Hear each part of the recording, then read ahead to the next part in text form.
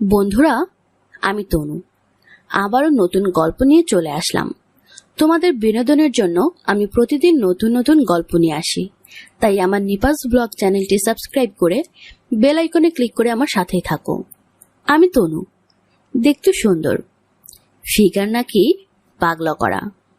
আমার বাবা একজন অবসরপ্রাপ্ত সরকারি কর্মকর্তা, দিল্লিতে থাকি। যদিও আমরা বাঙালি, বাবার চাকরি সূত্রে এখানে থাকা। আমার দাদাও এখানে একটা চাকরি করে। আমার দাদার নাম হৃদয়। আমার বিয়ে হয়েছিল, কিন্তু সংসারটা বেশি দিন টেকেনি। আমি আমার বাবা মা আর দাদাকে নিয়ে একটা ফ্ল্যাটে থাকি। দীপঙ্কর চাকরি সূত্রে দিল্লিতে থাকে, একটা প্রাইভেট অফিসে চাকরি করে। দেখতে হ্যান্ডসাম। আমাদের ফ্ল্যাটের উল্টো দিকের ফ্ল্যাটেই থাকে দীপঙ্কর। ওর সাথে আমাদের ফ্যামিলির খুব ভালো সম্পর্ক। ছেলেটাও খুব ভালো। একবার দীপাবলির দিন ও প্রথমবার আমাকে দেখে। তারপর কখনো লিফটে, কখনো ছাদে কয়েকবার আমাদের দেখা হয়েছে। এভাবে ওর আর আমার সম্পর্ক গড়ে ওঠে। তো একদিন ওর বাবা মা ওর কাছে ঘুরতে আসে। তখন ওর মায়ের সাথে আমার ভালো সম্পর্ক গড়ে ওঠে। তো দীপঙ্করের মা যেদিন কলকাতা ফিরে গেলেন, সেদিন আন্টি আমাকে বলে গেলেন, আমার ছেলেটা একা থাকে, তুমি একটু লক্ষ্য রেখো মা। আমি বললাম, মাসিমা, আমি দীপঙ্কর দার খেয়াল রাখবো, আপনি কোনো চিন্তা করবেন না। দীপঙ্কর বলে উঠল, মা, আমি নিজের খেয়াল নিজে রাখতে পারবো। আন্টি আর কথা না বাড়িয়ে বলল, ঠিক আছে তনু, আমরা আসছি, বলে চলে গেল। এরপর থেকে ওর সাথে আমার সম্পর্কটা আরো গভীর হয়। ওনারা চলে যাবার পর প্রায় রাতে আমি ওকে খাবার দিয়ে আসতাম। ওর নাকি সেটা মোটেই ভালো লাগতো না। একদিন রাতে আমি ওকে আমাদের বাসায় খেতে বললাম। ও রাজি হয়ে গেল।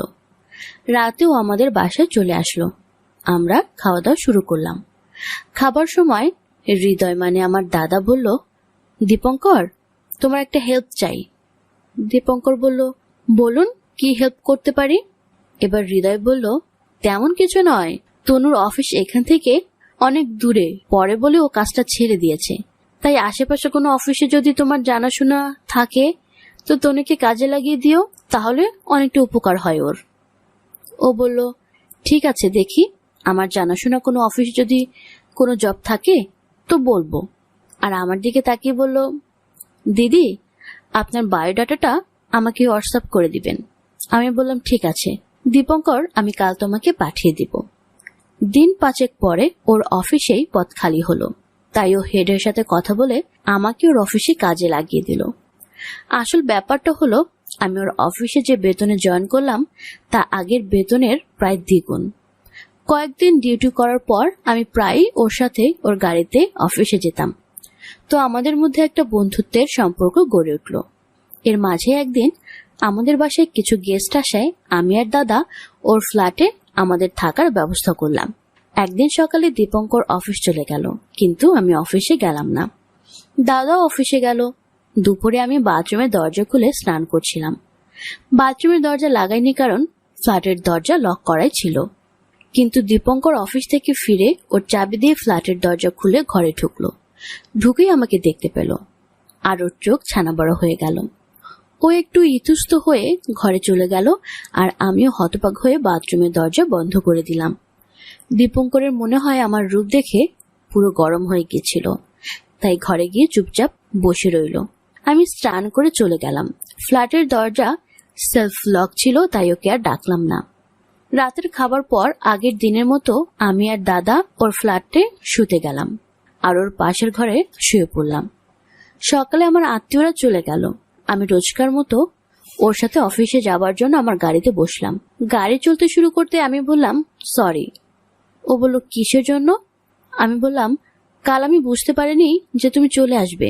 কাজের চাপে ভুলে বাথরুমের দরজাই লাগাইনি। ঠিক আছে দিদি, এটা কোনো বড় কথা নয়। তুমি কি ভাবছো? আমি কিন্তু সেটা বুঝতে পারছি দীপঙ্কর। আমি কিছুই ভাবিনি, জাস্ট লিভ ইট। তখন আমি কিছুটা নর্মাল হয়ে বললাম, প্লিজ কাউকে বলো না যেন, তাহলে আমি মুখ দেখাতে পারবো না। কাকে কি বলবো? এখন তো এগুলো কমন হয়ে গেছে। আমি না বোঝার ভান করে বললাম, মানে? ও বলল, বয়ফ্রেন্ড গার্লফ্রেন্ডের ভিতর এগুলো তো রোজই হয়, তাই এটা নিয়ে ভাবার কিছুই নেই। আর আমি কিছুই দেখিনি।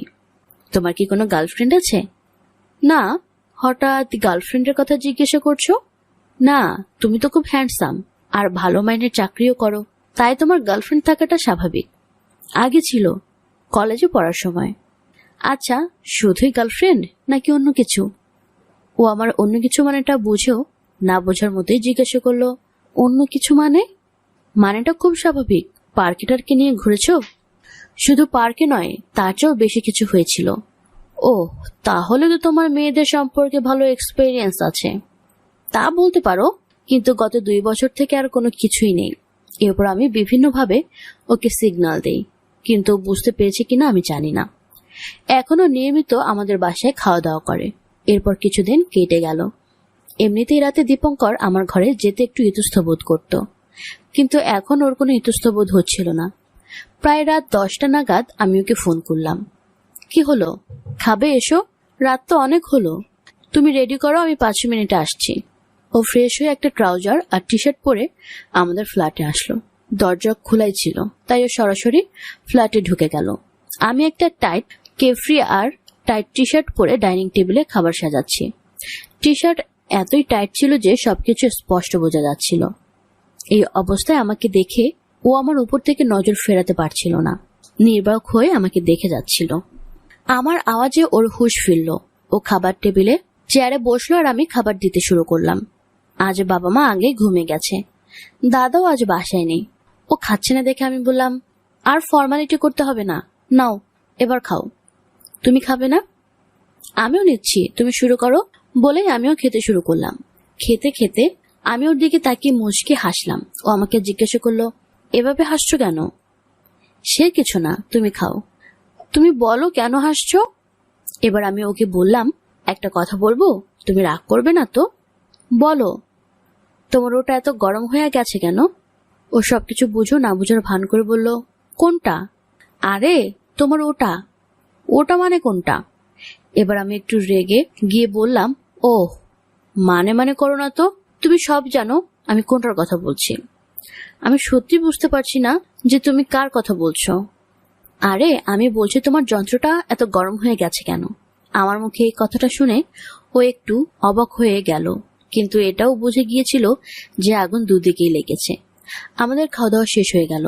ও হাত ধুতে ধুতে কোনো রাগ ঢাক না রেখে বলল, আমার ওটা তোমাকে দেখে গরম হয়েছে। আমি টেবিল পরিষ্কার করতে করতে বললাম, আমাকে দেখে মানে? কাল তোমাকে গোসল করতে দেখে রেগে গেছে। আমি টেবিল পরিষ্কার করে হাত ধুয়ে বললাম, আচ্ছা তাই নাকি, তাহলে তোর রাগ ভাঙাতে হবে দেখছি। তাহলে কি তুমি রাগ ভাঙাবে তার? নিজের কেউ রেগে গেলে তো তাকে মানাতেই হয়, তা না হলে বিষয়টা কেমন হয়ে যায় না? এই বলে আমি ওর কাছে গিয়ে বললাম, কি বলো, রাগ ভাঙাবো নাকি? ও বলল, তোমার যা ইচ্ছা করো।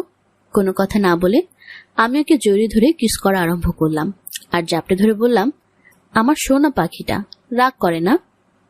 ও আমাকে শক্ত করে জড়িয়ে ধরলো। আমি বললাম, এখানে না, এক কাজ করো, তোমার রুমে চলো। ও বলল, ঠিক আছে চলো।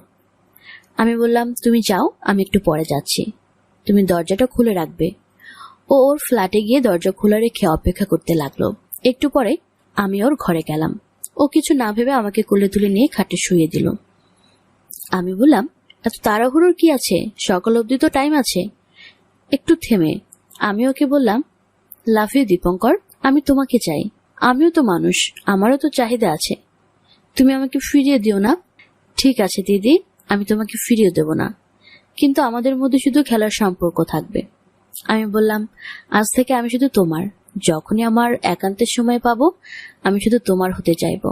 আমি তোমাকে যেদিন দেখেছি সেদিন থেকেই তোমার কাছে আসতে দিয়েছি, কিন্তু সাহস হয়নি। আমি তোমাকে অনেক সিগন্যাল দিয়েছি, তুমিও ইন্টারেস্ট দেখাওনি।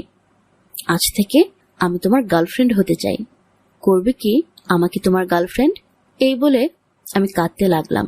ও আমার মুখ তুলে চোখের জল মুছে গালে চুমু খেয়ে বলল, আই লাভ ইউ দিদি।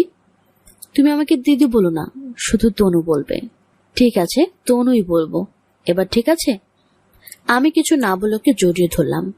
ও একটু আলতো ধমক দিয়ে বলল, ধুর পাগলি, তোর মতো কাউকে ছেড়ে থাকা যায়? প্রতি রাতে আমি তোর সাথেই খেলবো। এরপরও খেলতে শুরু করলো। প্রথমবার প্রায় 40 মিনিট খেললো, এরপর আরো 3 রাউন্ড।